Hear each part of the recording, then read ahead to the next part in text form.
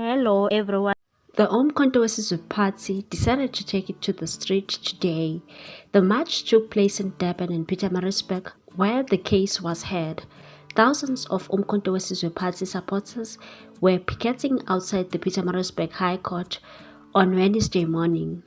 The picket comes after the party decided to take court action after their members were snapped during the election of portfolio committee chairpersons during a special sitting of the provincial legislature last week Tuesday. The positions went to leaders from the parties in the government of provincial unity, the inKZN Freedom Party, African National Congress, and Democratic Alliance.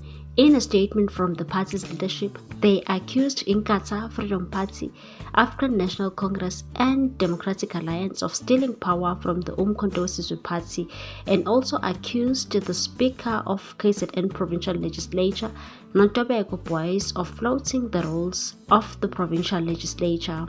The party hopes to have the entire portfolio committee chairperson election process reversed. The youth leader of the inKZN party, Bonginkosi Kanyile, also addressed the MK members in Durban.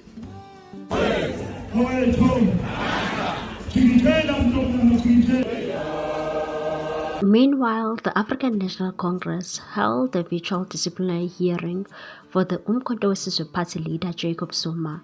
He is charged with bringing the party into disrepute after forming and campaigning for a different political party while still an ANC member. The former president was represented by the ANC veteran Tony Yangen in the disciplinary hearing. Zuma told the ANC's disciplinary committee that he prefers a physical hearing.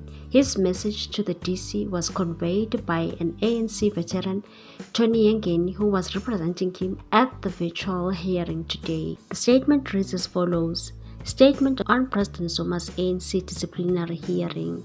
inKZN is pleased to learn from the President Zuma that he has received a very positive report from his representative, Comrade Tony Yengeni, indicating that everything went well at the ANC disciplinary committee hearing, which ended earlier this afternoon.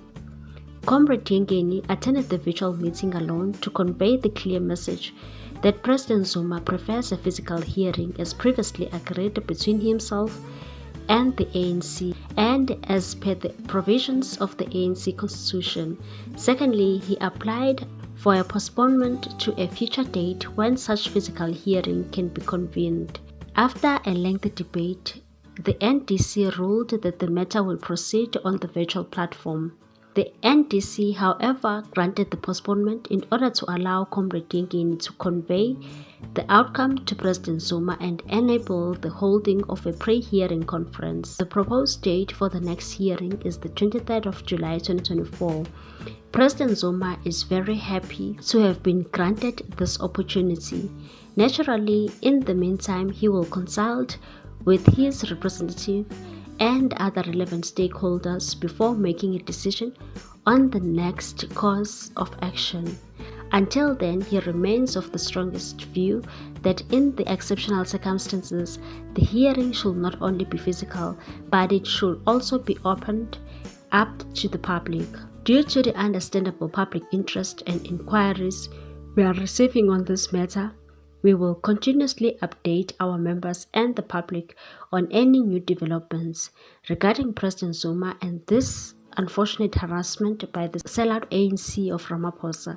inKZN wishes to add its voice to the call for openness and transparency in this important process. Those who have nothing to hide must live up to the rights and values enshrined in the Constitution of the Republic